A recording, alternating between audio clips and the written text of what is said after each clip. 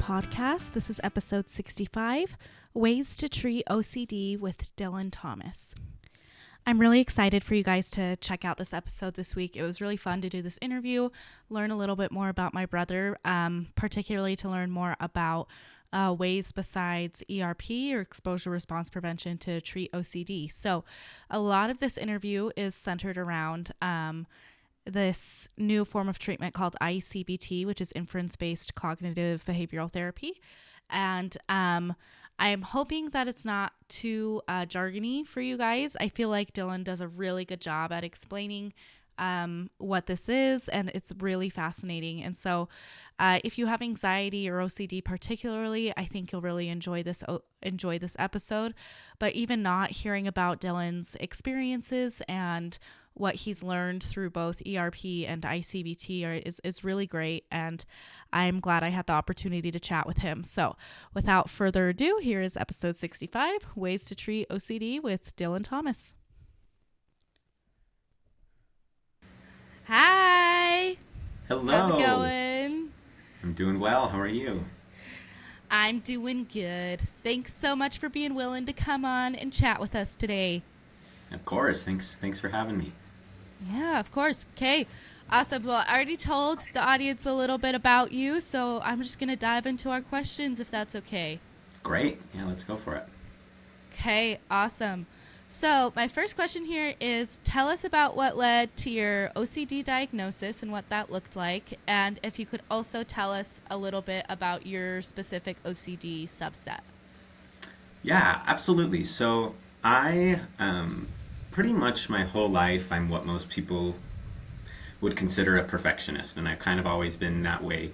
And take one look at my sock drawer, and that will tell you that that is true. So I'm very organized. I'm, and even especially morally, I'm very, I guess, intentional about the way I live my values. And sometimes I am more concerned with that than I think a lot of people. So that's kind of just been always a character trait of mine throughout my childhood and teenage life. And then just kind of as I aged, I think there were a few certain events maybe that kind of started to trigger OCD in like small ways throughout, I don't know, like my young adult life, when I served a mission for the church, and then upon returning home, I think there were a few things that I won't go into detail about that kind of triggered that. I don't want to say they caused it, but they started kind of triggering those OCD symptoms.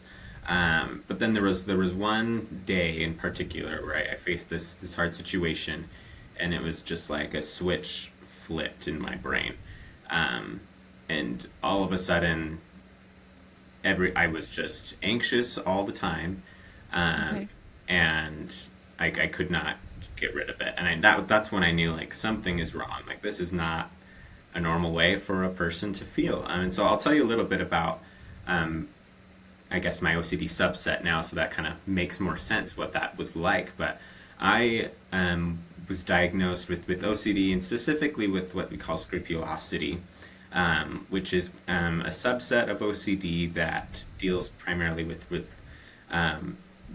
religion. Doesn't have to be religion, but just kind of values and morals in general. Religious and non-religious people alike could experience scrupulosity. And so basically I had an obsessive concern of like, am I clean before God? Have I fully repented of my sins? Have I made full restitution for every mistake I've ever made? Have I been completely honest with my I don't know, with God, with the people in my life. And so it's basically just this obsessive concern about that.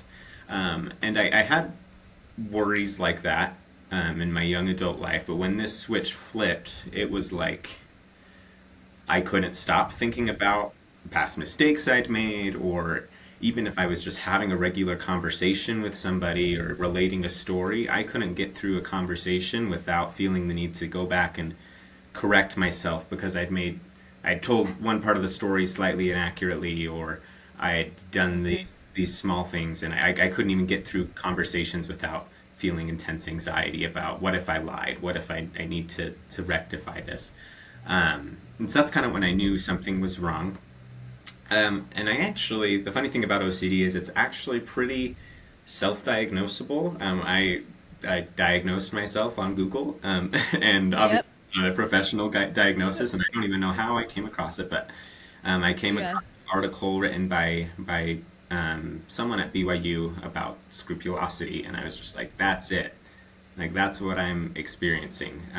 Okay. And then I set up an appointment with a therapist. We talked about it. I told him what I was experiencing, and he agreed and diagnosed me with OCD. That happened about 4 years ago, or 3.5 years ago, um, that I was diagnosed and have, yeah, been dealing with it and treatment and stuff ever since. So that's kind of a bit about how that came about for me. Yeah. Um, yeah, Yeah, I think it's very common to self-diagnose with OCD because a part of OCD can be like trying to find answers and like googling and stuff, and so we we often come across, oh, yeah, that could be what it is. So, very sure. cool. I think it's interesting too that we've both been diagnosed with OCD, and you had the very meticulous, organized sock drawer, and I had my mom yelling at me for not cleaning my room. So I guess that could address a misconception that Sure. people with OCD are always clean. So, Mhm. okay, awesome. So my next question here is, what methods of treatment have you tried for OCD, and how do they differ? And I know that this is kind of the bulk of what we wanted to talk about today. So feel free to take as much time as you need, kind of describing the treatment you've received for OCD. Yeah, that's great. Thank you so much. So yeah, I do have a lot that I could talk about here, that I think is really relevant. And as I'm talking, I mean, this is something I've been dealing with in a world I've been in for a few years. So if I may use terms that to me are common terms that to other people may Okay. not be. So feel free to stop me and make me define Yeah. something if I need to. Sure. Um, but the methods of treatment I've tried for OCD, are both, first off, are both valid, and great. I've tried basically two methods of therapy. The first is called exposure and response prevention, and if I mean, in your conversation with Amanda, she gave a really great explanation of what this is. So I don't want to go too far into it, but just be kind of a Mm-hmm. just kind of a review of what that is. Well, before I go into that, I want to talk about um, these two different kinds of treatment. So there's exposure and response prevention, and there's inference-based cognitive behavioral therapy. Um, and I'll refer to them as ERP and ICBT throughout, so I don't Okay. have to say all those words because I'm lazy. But um, they differ in a little bit in how they conceptualize OCD. The definition that I think both views could agree on is that OCD is characterized by like unwanted, persistent doubts or thoughts, and these are called obsessions. And the sufferer attempts to resolve those through repetitive thought patterns or behaviors, which would be considered compulsions. And so that definition is consistent whether you're looking at it through an ERP lens or an ICBT lens. Um, and there was an analogy that one therapist I met with used that I thought was really helpful in explaining the differences between ERP and ICBT, and also what OCD is like in general. So basically, he said that OCD, or having OCD, is like you're living next to a spider factory. And so this factory is just constantly making spiders. And naturally, since you live right next to it, there are a lot of spiders in your house. And these spiders are kind of analogous to these intrusive thoughts or these obsessions or whatever you would call it. Obsessions. Um, and so what OCD wants you to do, somebody with untreated OCD, would be going around their house all day long and saying, I got to get rid of these spiders. Like, I hate spiders. I'm just going to spend all day killing spiders until they're all gone. And so they'll just spend their days killing spiders. But because they live next to a spider factory, they will never be totally gone because the factory is constantly producing spiders. And so they will just spend their whole life killing spiders. And I guess you could call killing spiders being their compulsion, I guess.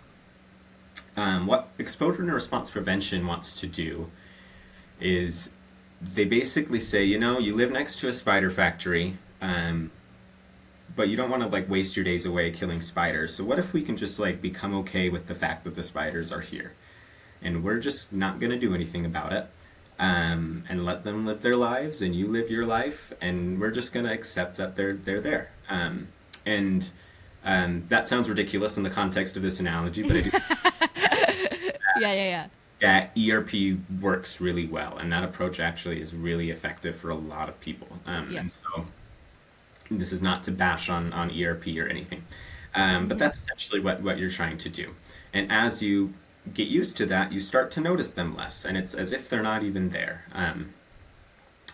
What inference-based cognitive behavioral therapy does is they say, you know what, like we could accept the fact that the spiders are here, or we could go over to the spider factory and figure out why in the world they're making spiders in the first place, because that sounds like a really bad idea. And Okay. let's Yeah. address this reason, their reasoning process, like why do you feel like it's necessary to make spiders in this situation? Okay. And we're going to try to see if they can make fewer spiders, basically, by addressing the reasons why they're being made in the first place.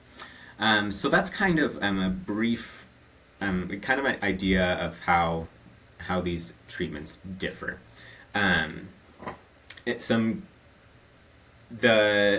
Another thing that kind of is consistent across both types of therapy is something called the obsessional sequence. And each ERP and ICBT use different terms, but they mean essentially the same thing from my point of view. So an obsessional sequence is basically this, or you might call it the OCD cycle. Yeah, I was going to say, I think that's what I've heard it called. Yeah, and so that OCD cycle is also kind of the same thing. It starts with a trigger, so there's something that prompts the thought, and so I'll use it.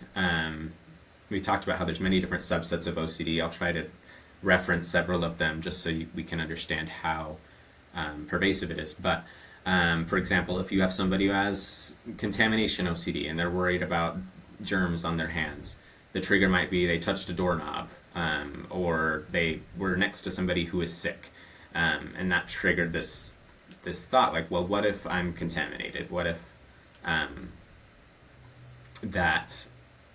what if I have germs on me and I could get sick? Or really, the trigger leads to a doubt, and the doubt would be, what if I could get sick? Or what if I have germs on my hands? Sorry, going back. That's more of the doubt. What if I have germs on my hands? Okay. Consequences of the doubt would be I would get sick. Or what if I get sick? I could die. I could pass this on to other people. We could get real caught up in the consequences of the doubt. Like, if this doubt is true, then oh no. Yeah. And there's obviously resulting anxiety and discomfort, and so we do something to try to remedy that. In this case, maybe you'd go wash your hands or take a shower, or I don't know, do a COVID test. I don't know, but Yeah. I think there's a lot of different things you could do to relieve that. And so that's kind of just an overview of that OCD cycle or obsessional sequence. I just want to point out a few points about exposure and response prevention, and then I'll point out there's a lot to talk about with it, but this is how some things that I think are different in ERP versus ICBT. So Okay, ERP cool. Characterizes obsessional doubts or thoughts as intrusive thoughts, and they're normal. Basically saying everyone has these thoughts. The difference is that people with OCD are just given way too much attention to them. Too and much attention. Yep. they're not, they notice them more than other people, and they think they might be relevant, and so they feel real, where other people thought would come in and leave and they wouldn't even notice it. And so basically what ERP is doing is trying to make you let those thoughts just come and go, and it's not relevant. And that's kind of how the obsession would be resolved. And so if you're able to eliminate compulsions, so basically the goal of ERP is to eliminate compulsions, If we eliminate these safety behaviors and compulsions, then the cycle stops, and eventually those doubts and thoughts will fade away on their own. Mm-hmm. And so treatment involves exposing yourself to these different triggers and prompts, and practicing sitting with that discomfort and anxiety without trying to resolve the doubt, until it kind of dissipates and goes away on its own. And Right. that's really, really hard at first, but it gets Mm-hmm. easier the more you practice it. Um, and the other point I want to make is that it's characterized by like the acceptance of uncertainty. Uncertainty. Yeah. And so that's a big part of ERP is we're just going to accept that, like, in the context of contamination OCD, well, I could get sick. It's possible. Um, but okay, I'm just going to move on with my day and accept that that's a possibility. I might get sick and die. I might pass this on to my relatives and they could get sick and die. We're just going to be okay with that, and move on. And you don't necessarily have to be okay with that, but just accepting kind of this uncertainty The risk. and not Yeah. accepting the risk. Good, yeah, that's a good way Mm-hmm. of putting it. And just kind of habituate to that uncertainty. Um, yeah, so that's kind of an overview of ERP. Some different ways in which inference-based CBT um, differs, and again, stop me if things stop making sense. But um, Yeah, sure. so an inference-based CBT, it's called inference-based CBT for a reason. An inference, taking us back to seventh grade English class, is basically making an assumption based off of limited information. And so a good example is if you go outside and you see that there are dark clouds in the sky, you might make the inference, oh, it's going to rain today, or it might rain today. Um, the thing with inference-based CBT is it says, well, people with OCD are making inferences with a faulty reasoning process. They don't have enough evidence to make this inference, but they're making it anyway. And so basically it says these obsessional doubts, in contrast with ERP, these obsessional doubts or thoughts are not normal, they're not random, they're not something that everyone's experiencing. You arrive at them through this faulty reasoning process. Okay. And so they're different from regular doubts that everyone experiences because they're not based in reality. Basically, you're pulling things, they might be abstract facts or something I heard someone say once, or something taken out of context, or even just the very idea of it's possible, because anything is theoretically possible. There are these things that don't really prove that there's reason to doubt, but you're using them as evidence that there is reason to doubt. Uh, Right. and so the difference between that and a regular doubt is that regular doubts are based in reality. They're based off of things you Mm-hmm. can sense with your five senses as well as just common sense. Um, and they're in the here and now relevant concerns. OCD makes you doubt things that just are not relevant. They're based off your imagination.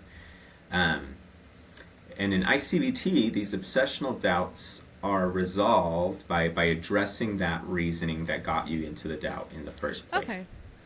So Yeah. in our OCD cycle, basically between the trigger and the doubt lies this reasoning process. And it's kind of unconscious thought in most people because you don't really go through a lot of, like, somebody with contamination OCD might touch a doorknob and immediately feel anxious, feel like, what if I get sick? And they don't necessarily know cognitively the reasons why they came to that conclusion. The Yeah. same reason why you might go outside, see there's dark clouds in the sky, and say it's going to rain. Um, you don't consciously think like, well, I know it's going to rain because in the past when there's been dark clouds, it has rained. Or Right. there's a scientific reason. You don't go through all of these reasons. You just have associated those two. And so a lot of times people with OCD aren't aware of this reasoning process. Um, and so what therapy aims to do is basically slow it down and let's pull apart these reasons why you believe this might be true. Um, and basically pull out these abstract facts, this hearsay, these different possibilities, and you're able to see that, like, oh, these are not grounded in reality.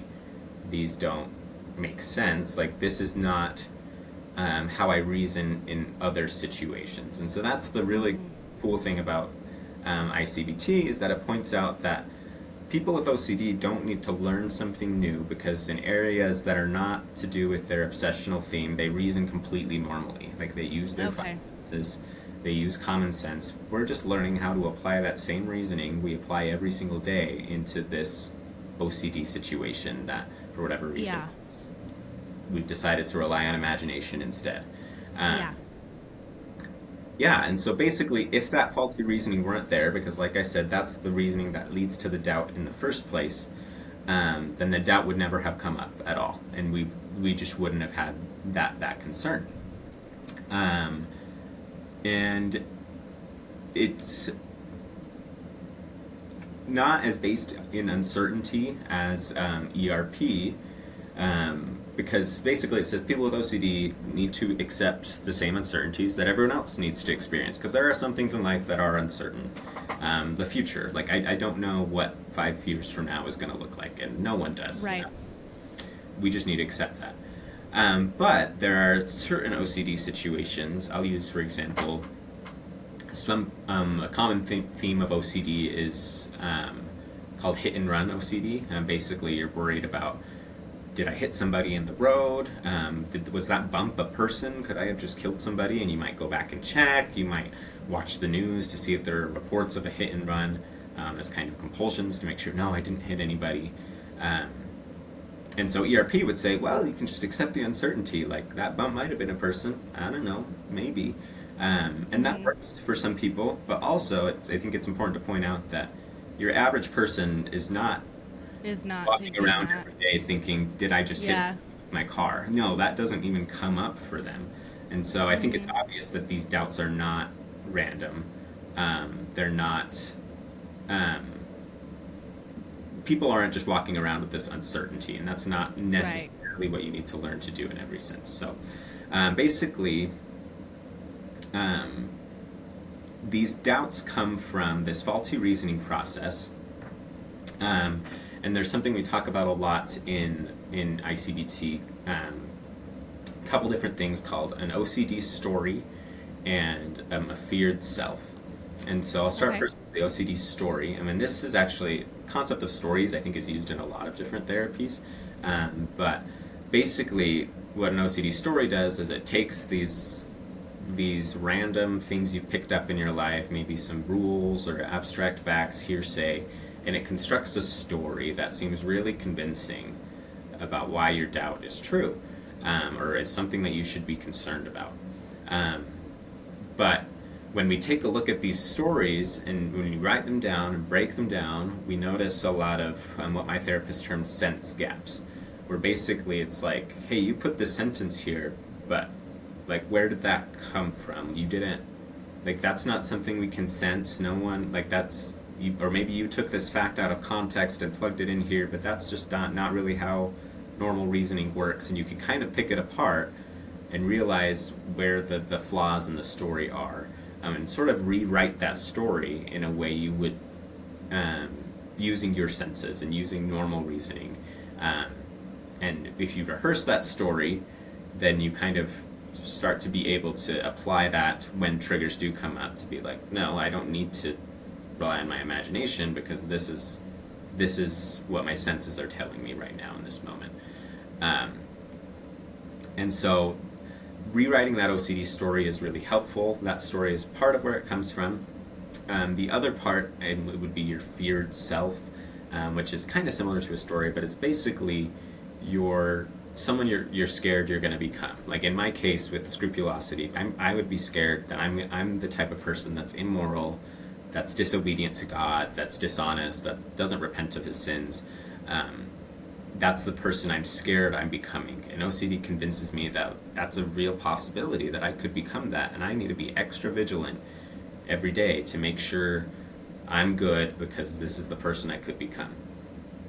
And that takes some time to recognize what that is in therapy, but therapists can help you figure out what that feared self is for you and what you're actually worried about becoming, because it varies person to person. But once you kind of figure out what it is, you can um, address, um, again, like the reasons why, or the different faulty reasoning processes you're using to think that might be possible. You also take a look at what the evidence is telling you, like what do you do every single day, and like what do your actions say about who you are. In my case, I also reached out to family members and say, hey, who do you think I am based on like what you perceive of me? And these are the things that our senses are telling us, and it's generally the exact opposite of what your feared self is. Like you're really not at risk of becoming this feared self because you're the exact opposite of it. That's interesting. Yeah. And an analogy that my therapist used that I really liked, she basically likened it to like take somebody who's worried about, so you're worried about becoming your feared self. Say there's a person who is like, I don't want to be the president of the United States. I just don't want, that's not something I'm interested in. But if you don't want to be the president of the United States, you do not have to be vigilant every single day to make sure you don't become. You're not running for president. Right? You're not going to Yeah. be like, I voted today. Does that mean I'm politically involved and I'm going to be president one day? Like we don't do that. You just don't run for president. Like it's not Yeah. that hard, but we feel like people with OCD feel like we just have to be always on guard, Like or else really we're just going aware. to accidentally become this terrible person that we've dreamed up for ourselves. That's so interesting. Um, Yeah. yeah, I had a question if you don't mind. So, please. one thing that's a part of most people's OCD experience, common compulsion, is rumination. And so rumination is basically where you like think about something over and over again, Mm-hmm. trying to figure it out, or a past event, reliving it over and over again to see if there's something you missed. So like with like contamination OCD, like maybe they would ruminate about like when they went to work, like what they touched, what they, just thinking about it over and over again. I worry that for me myself, like if I were to do ICBT, that rumination would be like a trap for me, that I would be thinking about like, well, what if my thing is logical? Like, what if this thing is actually a logical thing? Cause I would be like, okay, yeah, I get that those other people, the hit and run people, they have like an illogical thought pattern, but my thought pattern, let me explain to you why it actually is logical. Is that something that you've run into as a challenge within ICBT? Yes, absolutely, and I'm really glad you brought that up, because that is really a really important thing to address, because we know that many therapists practice just general talk therapy, where basically we're just going to talk through your problems and I don't know, somehow resolve them that way. And for a lot of instances that works. In OCD that doesn't work, and because it kind of gets you in that rumination pattern.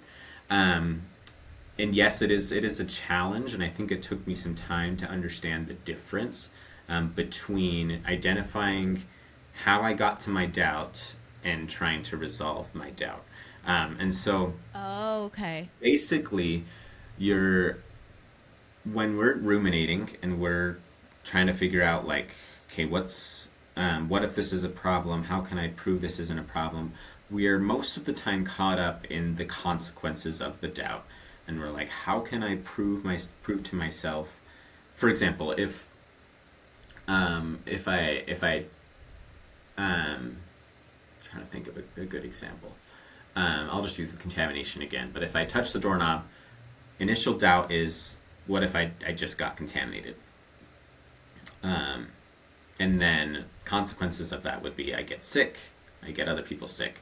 And then we'd start to reason away like, well, I probably won't get other people sick because, like this, I don't know, with what we start to kind of like make ourselves feel better. And that's that rumination of like, well, what if this is true?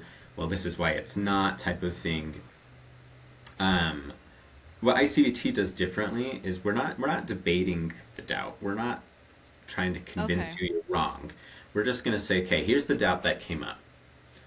Let me go back a step and figure out, how did I even get here? Why did I even think that what abstract facts did I apply to say that I might be contaminated from touching this doorknob? I probably said like, oh, I read online once that doorknobs have a million germs on them, or it's Oh, important to I know it's important to like practice good hygiene, or it to me and my values it's important to keep other people safe, and I pulled in all of these things that made it reasonable for me to think I might be contaminated, and I need to be extra vigilant that I don't get contaminated. Um, and so the difference between rumination and identifying these thought patterns is basically like, where are you on the OCD cycle or in the obsessional sequence? And so ICBT is dealing with this stuff before the doubt. If you're okay. debating the doubt and trying to say like, well, this is why it's not actually going to come true, even though it kind of could, then that's rumination. Um, but so we're not really trying to resolve the doubt. We're trying Okay. to address. We're trying to make sure it never came up in the first place. Again, we're not killing spiders. We're addressing the reasons why they got made in the first place. Does that make Okay. sense? Kind of answer your Yeah, question. yeah. Let me see if I'm understanding with an Sure. example of my own. So if my relationship OCD was triggered because my husband was walking ahead of me in the store, um, would want to look at what made me think that my husband walking ahead of me in the store means I'm in a bad relationship. Is that Correct. right? So Mm-hmm. I would so like it would be like I saw an Instagram reel where a girl said my husband used to walk ahead of me in the store and he was the worst or something like Yeah. Mm-hmm. that. Okay, No, yeah, you're that makes absolutely sense. getting it. And then rumination would be like, well, he's not actually a bad husband because like he does these good things, or because I don't know, like you're trying to convince yourself that it's not. But Yeah, like your husband walking ahead of you in the store is not direct evidence that he's a bad husband. And you took this reel that you saw on Instagram and yeah. applied it as evidence, when that's not necessarily the case. So yes, I think that is a great example as well. Ah, okay, awesome.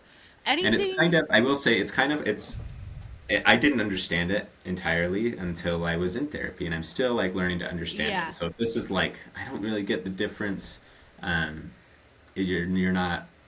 I mean, it's just hard to understand for a minute, but I think right. Well, when I people guess actually look into therapy, it's let's helpful. take that example for our audience's sake and apply it in an ERP sense. Cuz Sure. like that would be like I would expose myself to the fear of he was walking ahead of me. Maybe that does mean he's a bad husband. Maybe it doesn't. Hmm. Maybe that does mean I'm in a bad relationship. Maybe that does mean I should get divorced. Whatever the obsession is that comes up, Hmm. I would expose myself to that fear. So I wouldn't try and look at like the thought pattern or like what led me Hmm. there. I would just face the fear um, and go with it anyway. Like you said, do you think that's a good example of ERP, first of all? Yeah, absolutely, Okay, absolutely. okay. And you would avoid doing things like, I don't know, like going online and seeing if this makes him a bad husband, and Exactly. asking people, "Do you think my husband's a good husband?" You know, like doing these things that try to make you feel better. Hmm. Yeah, yeah. Okay. Okay. Yeah. All right. That makes sense. I is there anything else that you want to dive into with ICBT and ERP, or should we move on to our next questions? I think they'll come up later. I will say just in general that, and maybe this is something we can link along with this podcast, but Yeah. icbt.online is like the official website for this type of therapy. All of the modules and the things they talk about are published, like and available. You can look at them, um, and see like if this is therapy you're interested in, or if you're just curious about it. You can see like pretty much exactly how it's applied. Um, Obviously a therapist would help you apply that to your own specific situation, and so I wouldn't necessarily recommend trying to walk yourself through it. Through it. I Yeah. tried that, it didn't work very well, so I would recommend getting a therapist to help you. But if you're just curious, like this sounds interesting, I want to look into it, or see what I would actually be doing in therapy if I were to pursue this, then I think that's a great thing to do, is just kind of look through it, and it can help you understand it more because they're professionals that explain it a lot better than I do, I'm sure. So. Very cool. I'll ask you one last follow up question about Sure. treatment methods. Do you, I know you're still kind of in the midst of OCD treatment, but do you feel like for you specifically, knowing that this may not be the same for every person, that one of them has been more helpful than the other? Yeah, that's a really great question. Um, at this point, I don't know that I'm prepared to like answer that certainly, but I do really appreciate what I've learned through ICBT, and I think for me it's been really beneficial. Partially because, and this is true for people with a lot of different OCD themes. I think the idea of accepting uncertainty is kind of challenging for me, not just because it's scary, and it's certainly something I could do if ICBT for whatever reason weren't an option. I would have done Mm-hmm. ERP. I think would be fine and live a great life. But I think the fact that this option was available was helpful for me to be able to resolve my doubts in a way that led to me being able to trust myself again. Um, and I think that was the hard thing, especially in this religious context. I don't want to act like my subset's worse than other people's because it's not. Mm-hmm. And OCD typically latches onto something that's really important to you. So probably most people feel like their subset is the worst because for them it probably is. Um, Mm-hmm. but the thing I like about it is because religion is so important to me, I don't want to have to like walk around all day like being completely uncertain of whether or not God's pleased with me. I don't want to. I want to be certain that I am clean of my sins and am doing Mm-hmm. what's right before God. And obviously there are nuances of like uncertainty that are gonna come up, but Mm-hmm. I didn't want to have just this broad blanket uncertainty. And I feel like ICBT is helping me see the difference between when there's actual concrete evidence that I need to repent from something or that I did something wrong or that God's displeased with me versus, well, I'm just kind of using my imagination. And as I practice that, I'm confident that I'll be able to use logical reasoning to develop my relationship with God in a way that like I trust and know that it's the right thing to do, if that makes sense.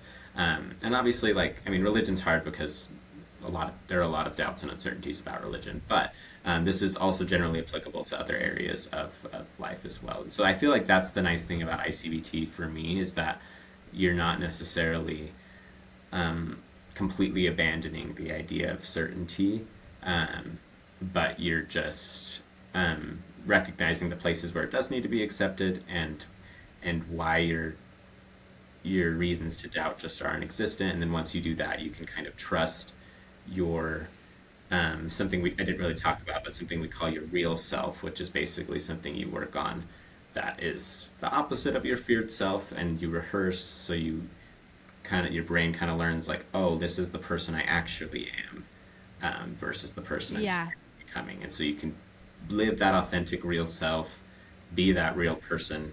And I don't want to act like it's roses. I think there's definitely maintenance to be done. The possibility of relapse and OCD is always present, but I think the results are a lot more promising for me in ICBT. But again, like you said, I do want to be clear that ICBT and ERP are options, and they're both great and both evidence Yeah. based, both work. Um, some might work better for certain situations. There probably are. I mean, I've heard. I don't know, but I think I've heard there are circumstances where ERP is better for some people. Mm-hmm. I think there are definitely people who have tried ERP that are like, this just ain't working for me, and I want to try something else. So ICBT is a great option for that too. So I don't want to Absolutely. give the impression that one's better, but for me, I feel like ICBT has been really beneficial.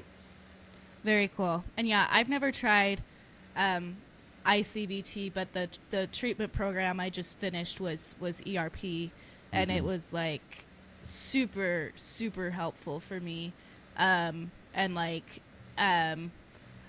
I feel like for me, having gone through not ICBT but some CBT stuff, I needed the permission, so to speak, to just let go and stop figuring anything out, you know, and being willing to just stop the safety behaviors and face my fears and stuff.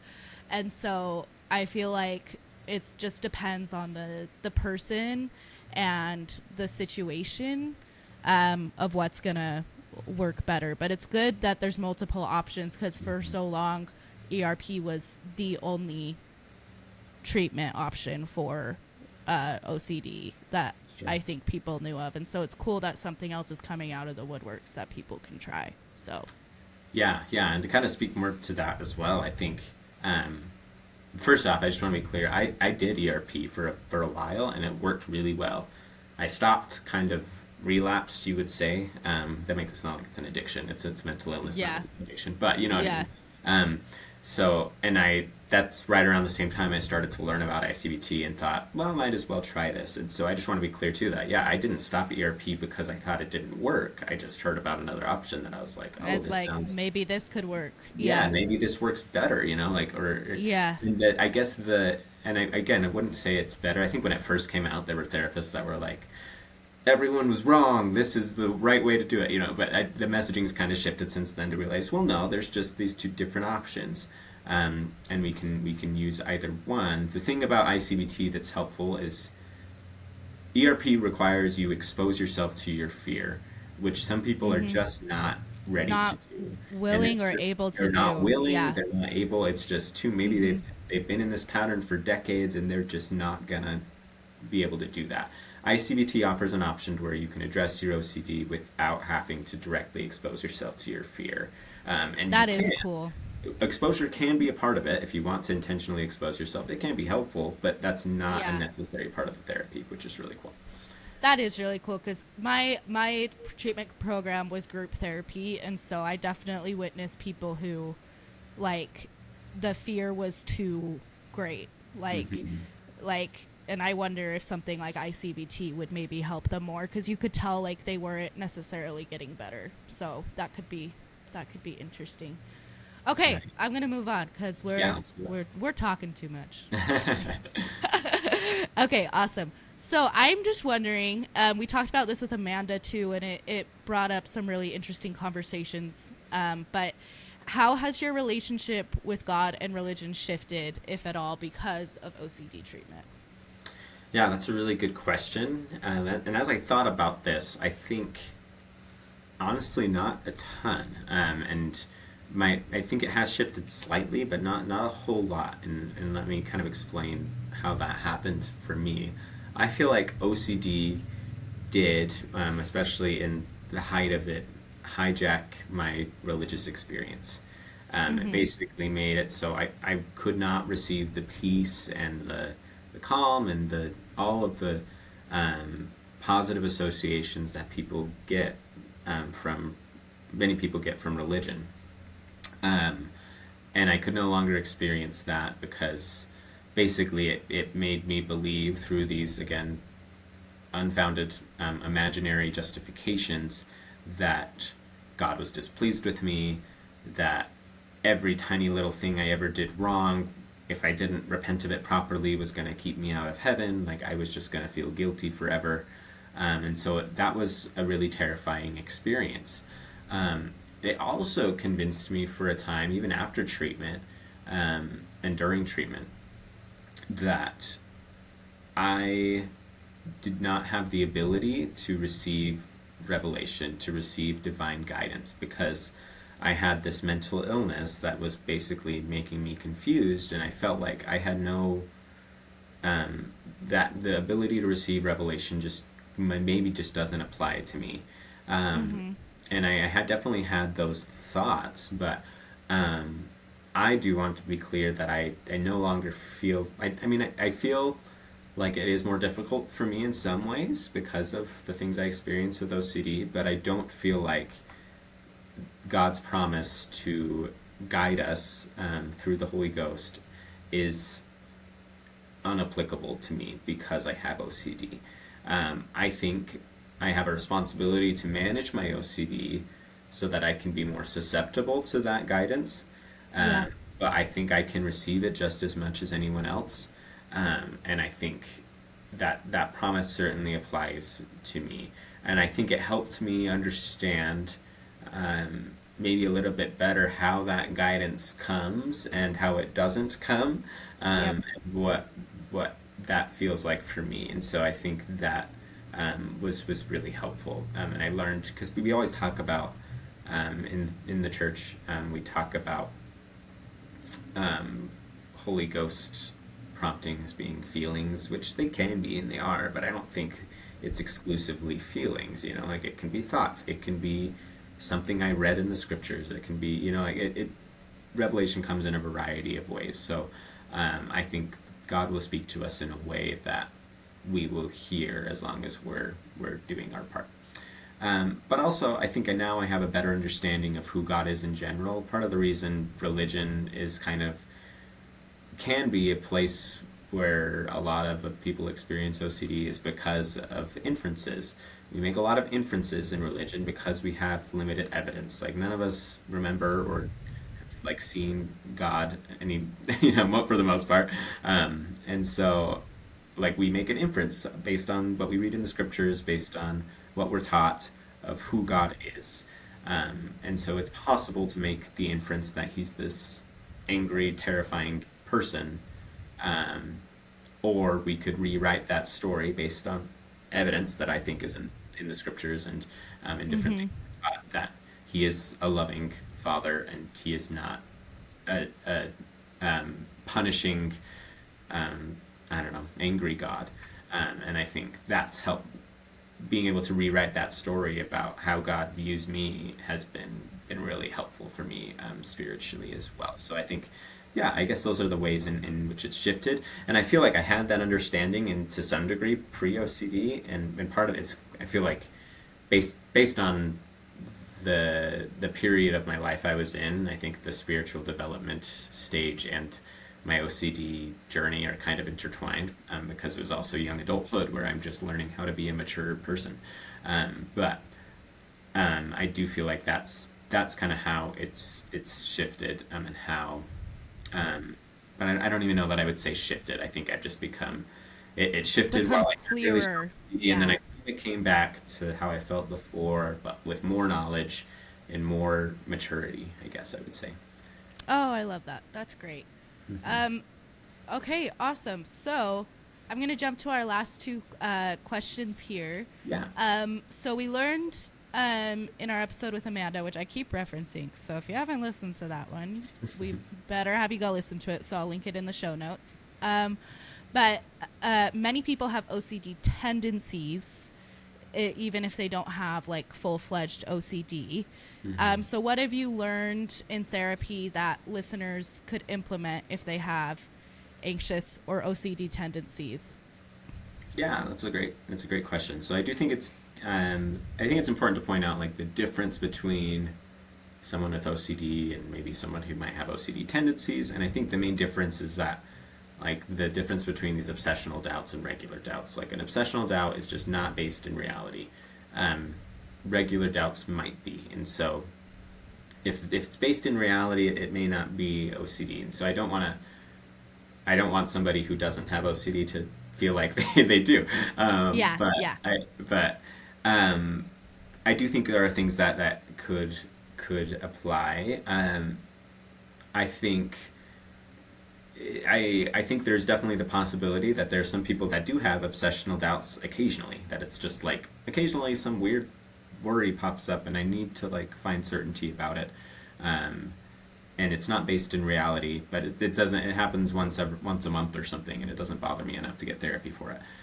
But maybe when those come up, practice thinking about like, okay, well, how did I get there? Like, what evidence do I have in the here and now that told me that this doubt could even be relevant? And maybe through discovering those different maybe unfounded worries that you applied to this concern could help you um, resolve that doubt, just as it could somebody who maybe has a more intense experience with OCD.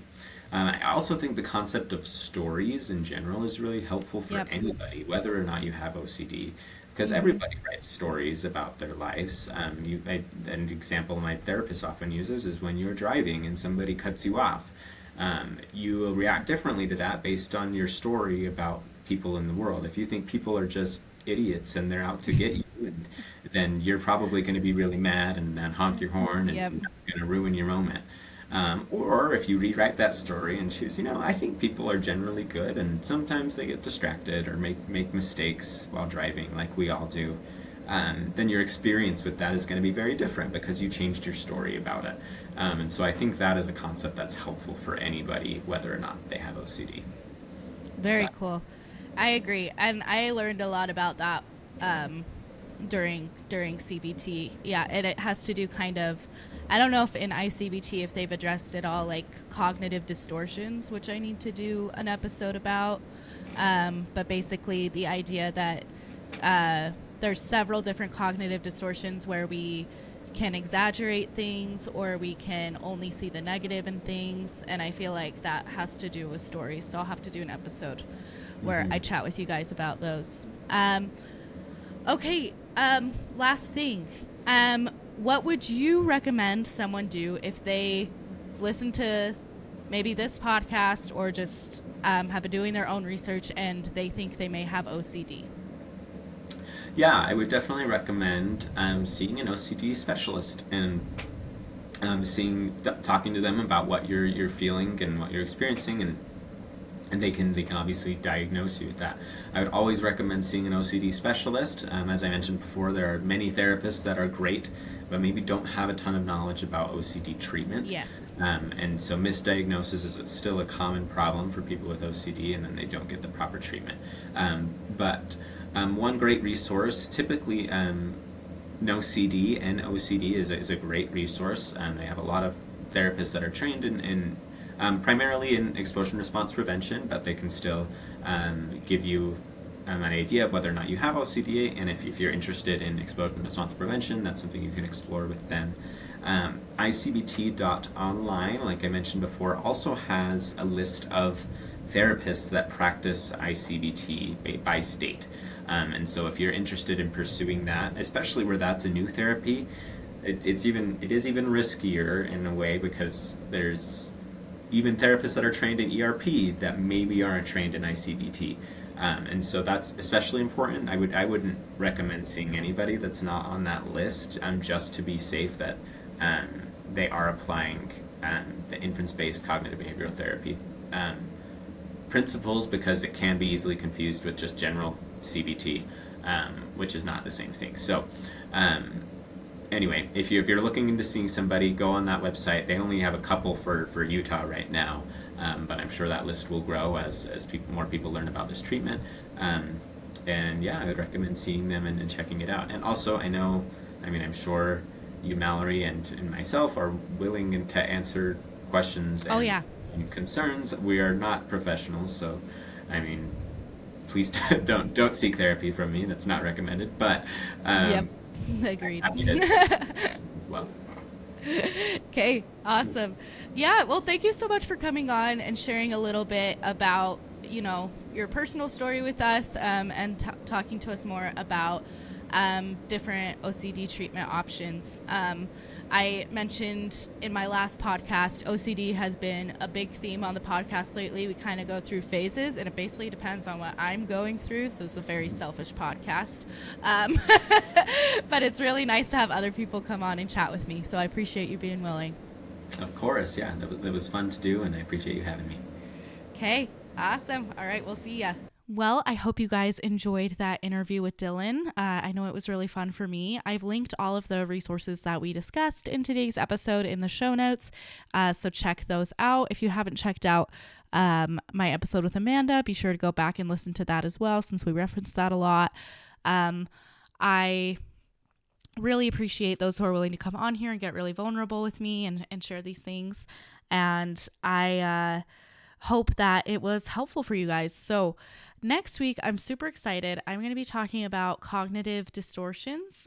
So this is back from when I was doing cognitive behavioral therapy / currently in my my Spanish psychology class, I did a group presentation on cognitive distortions. And so I thought this would be a great thing to talk about. So this is going to be the first of a 3-part series talking about thoughts that are distorted and how we can combat those. So according to my psychology teacher, this is the most practical thing you can learn if you want to start feeling better, feeling less anxious, and taking more charge of your life. So if we're to believe her, this series will be very helpful and very important. So be sure to check out part 1 next week. Thank you guys so much for listening. Have a great week. Bye-bye.